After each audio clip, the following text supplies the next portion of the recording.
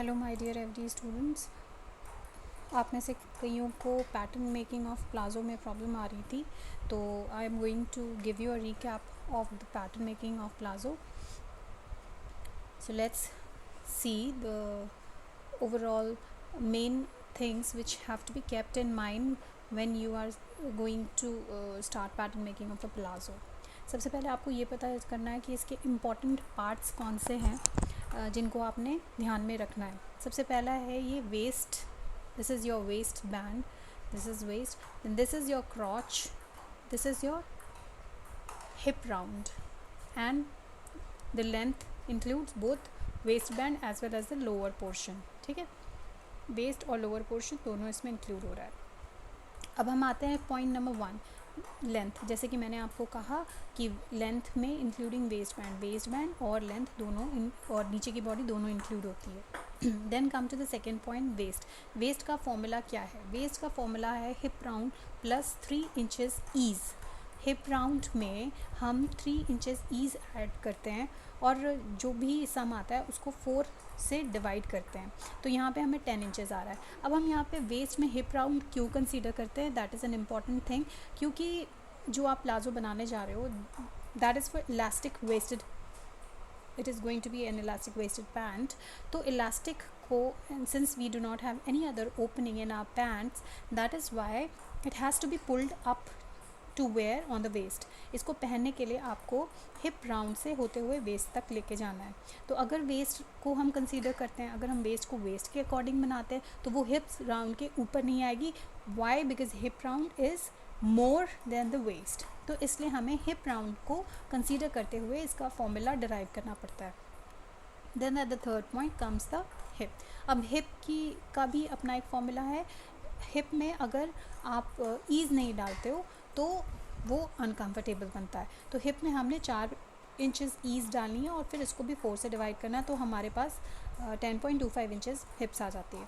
Then the क्रॉच. क्रॉच का क्या formula है डिराइव करने का? Hip round divide by 3.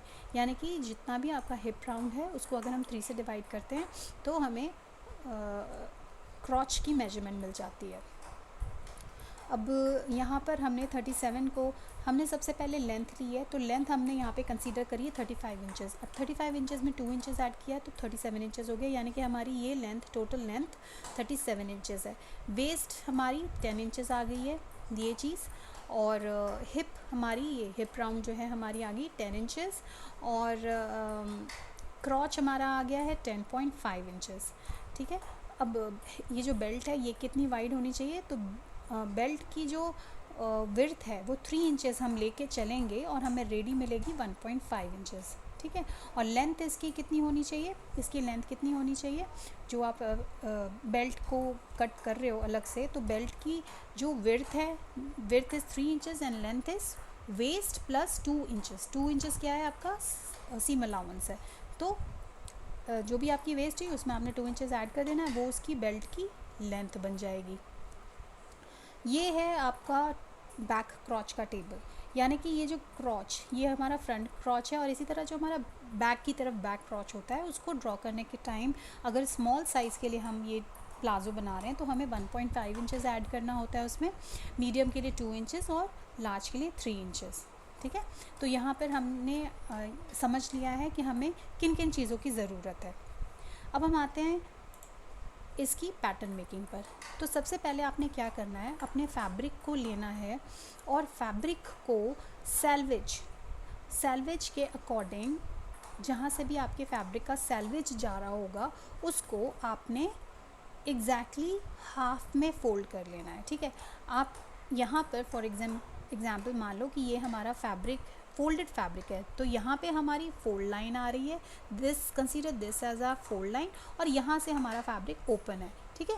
तो आप देख रहे हो, मतलब समझने वाली बात ये है कि यहाँ पे 2 लेयर ऑफ फैब्रिक है, इधर फोल्ड लाइन है और इधर ओपन है, एंड यहाँ पे सैल्वेज रन कर रहा है.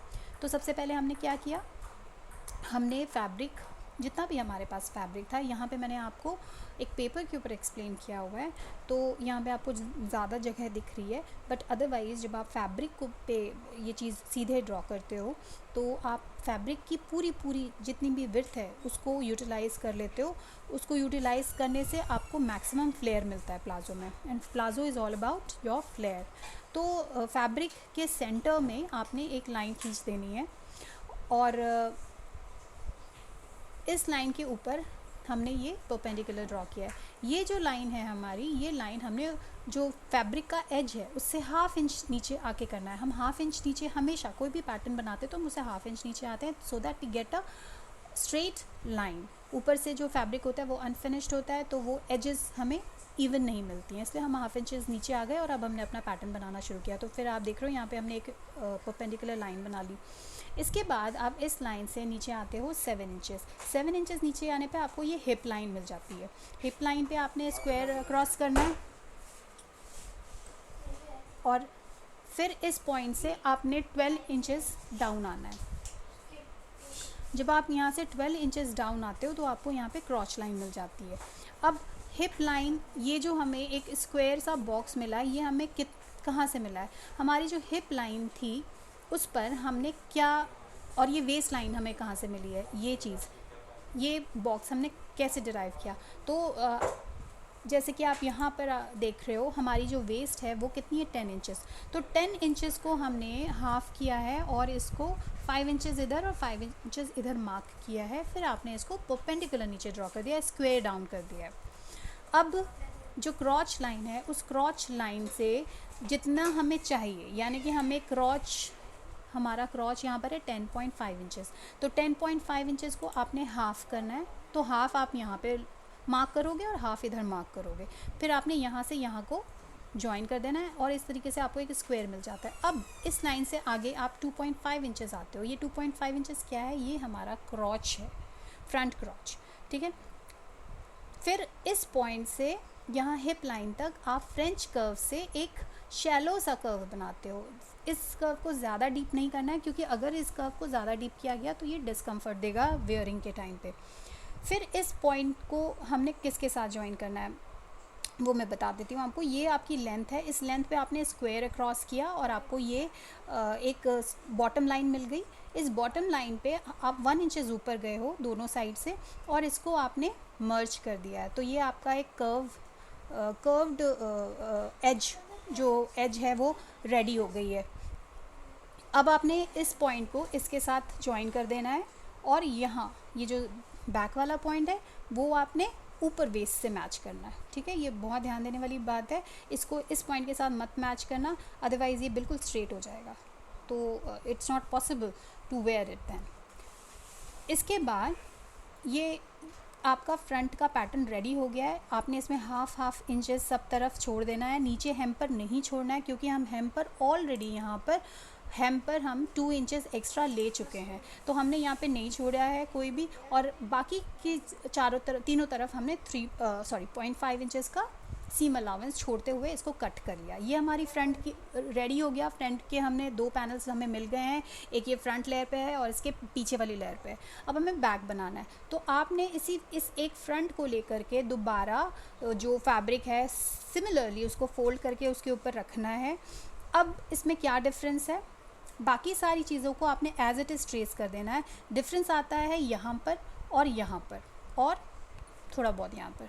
तो सबसे ज़्यादा डिफरेंस यहाँ पे देखने को मिलता है। जैसे कि मैंने आपको यहाँ पे टेबल पे बताया था कि बैक क्रॉच को अगर आप स्मॉल साइज़ के लिए बना रहे हो तो 1.5 इंचेस ऐड करोगे, एक्सटेंड करोगे, मीडियम के लिए 2 इंचेस। तो लेट्स से कि हम यहाँ पे स्मॉल साइज़ के लिए बना रहे हैं, तो इस क्रॉच की लाइन को मैं एक्सटेंड करूँगी 2.5 इंचेस के बाद 1.5 इंचेस, और इसको मैं कहाँ मर्ज करूँगी? जाके हिप लाइन पर। इस तरह से मैंने इसको मर्ज कर दिया, बाकी की चीज़ें एज इट इज़ रहेंगी। फिर हम यहाँ से वेस्ट जो हमारी थी उससे हम जाएंगे 1 इंच ऊपर, और इस 1 इंच को हम कहाँ लेके आएंगे? इस पॉइंट के साथ ज्वाइन कर देंगे।